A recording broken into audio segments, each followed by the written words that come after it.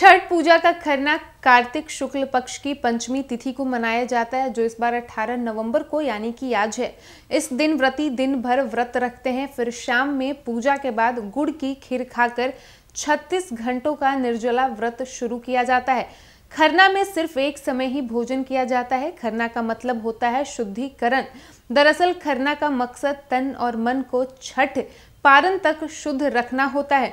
खरना का प्रसाद सबसे पहले व्रती ग्रहण करते हैं, इसके बाद ही ये प्रसाद घर के अन्य लोगों को मिलता है। इस दिन महिलाएं और छठ व्रती सुबह स्नान के बाद साफ वस्त्र धारण करती हैं। व्रती नाक से मांग तक सिंदूर लगाती हैं।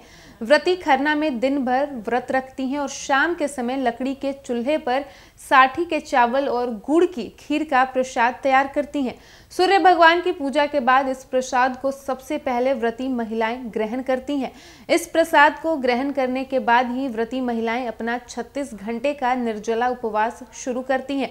ऐसी मान्यता है कि खरना पूजा के साथ ही घर में देवी षष्ठी का आगमन हो जाता है। खरना के दिन गुड़ और चावल की खीर बनाई जाती है। इसके अलावा पूरियां, ठेकुआ, खजूर भी बनाया जाता है।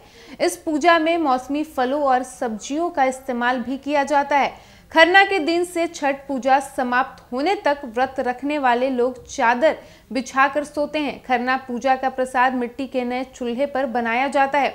साथ ही खीर पकाने के लिए शुद्ध अरवा चावल या साठी के चावल का प्रयोग किया जाता है।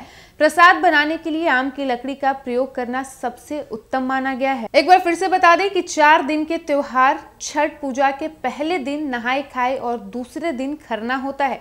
छठ पूजा व व्रत का प्रारंभ हिंदू माह कार्तिक माह के शुक्ल की चतुर्थी तिथि से होता है और षष्ठी तिथि को कठिन व्रत रखा जाता है तथा दूसरे दिन यानी कि सप्तमी को इसका पारण होता है। खरना का अर्थ साफ और शुद्ध करना और शुद्ध खाना खाना है।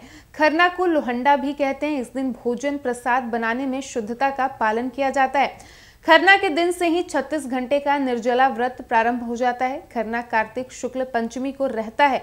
इस दिन खरना का भोजन और छठ का प्रसाद बनाया जाता है।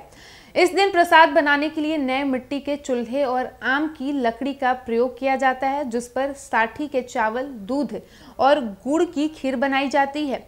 खरना में पूरे दिन उपवास रखते हैं और शाम को गुड़ की खीर, घी लगी हुई रोटी और फलों का सेवन करते हैं।